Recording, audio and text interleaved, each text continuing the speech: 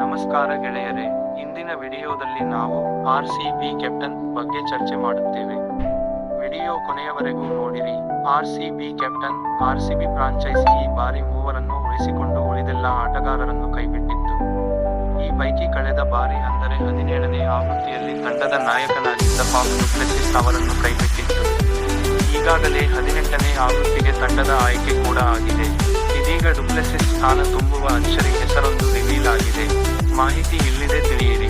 ಈಗಾಗಲೇ IPL 2025 ಆವೃತ್ತಿಯ ತಂಡಗಳ ಆಯ್ಕೆ ಅಂತಿಮವಾಗಿದೆ.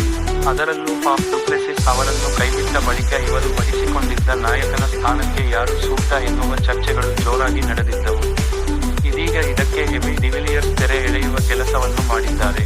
ಕಳೆದ 3 ಆವೃತ್ತಿಯಲ್ಲೂ ಅಂದರೆ 2022, 2023, 2024 ರಲ್ಲಿ RCB ನಾಯಕನಾಗಿ ಫಾಫ್ ಡು ಪ್ಲೆಸಿಸ್ ಅವರು ತಂಡವನ್ನು ಮುನ್ನಡೆಸಿದ್ದರು. ಆದರೆ ಈ ಬಾರಿ ಇವರನ್ನು RCB ಫ್ರಾಂಚೈಸಿ ಕೈಬಿಟ್ಟಿದ್ದು, ಇವರು ತುಂಬಿದ್ದ ನಾಯಕತ್ವ ಸ್ಥಾನಕ್ಕೆ ಹುಡುಕಾಟ ನಡೆದಿತ್ತು. ಇದೀಗ 2025 ಅಂದರೆ 18ನೇ ಆವೃತ್ತಿಯ ತಂಡದ ನಾಯಕನಾಗಿ ವಿರಾಟ್ ಕೊಹ್ಲಿಯೇ ಕ್ಯಾಪ್ಟನ್ ಆಗುತ್ತಾರೆ ಎಂದು ಭಾವಿಸುತ್ತೇನೆ ಎಂದು ಎಬಿ ಡಿವಿಲಿಯರ್ಸ್ ಹೇಳಿ ಗಮನ ಸೆಳೆದಿದ್ದಾರೆ. ಮಿಸ್ಟರ್ 360 ಹೇಳಿದ್ದೇನು? ಮೆಗಾ ಹರಾಜು ಮುಗಿದ ಬೆನ್ನಲ್ಲೇ ಯಾರು RCB ನಾಯಕತ್ವವನ್ನು ವಹಿಸಿಕೊಳ್ಳಲಿದ್ದಾರೆ ಎಂದು ಅಭಿಮಾನಿಗಳಲ್ಲಿ ಕಾಡುತ್ತಿದ್ದ ಪ್ರಶ್ನೆಯಾಗಿತ್ತು.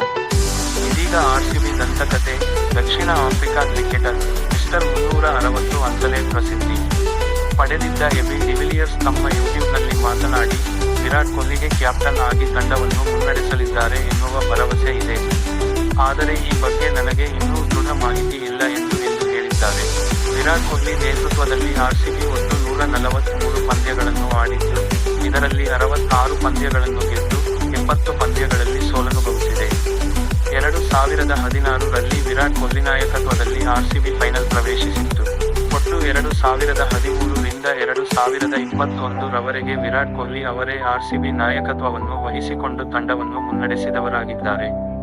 ನೀವು ಇನ್ನೂ ಸಬ್ಸ್ಕ್ರೈಬ್ ಮಾಡಿಲ್ಲ ಅಂದರೆ ನಮ್ಮ ಚಾನೆಲ್ಗೆ ತಕ್ಷಣವೇ ಸಬ್ಸ್ಕ್ರೈಬ್ ಮಾಡಿ ಮತ್ತು ಹೊಸ ವಿಡಿಯೋಗಳಿಗಾಗಿ ಬೆಲ್ ಐಕಾನ್ ಒತ್ತಿ. ನಿಮ್ಮ ಅಮೂಲ್ಯ ಸಮಯಕ್ಕೆ ಧನ್ಯವಾದಗಳು.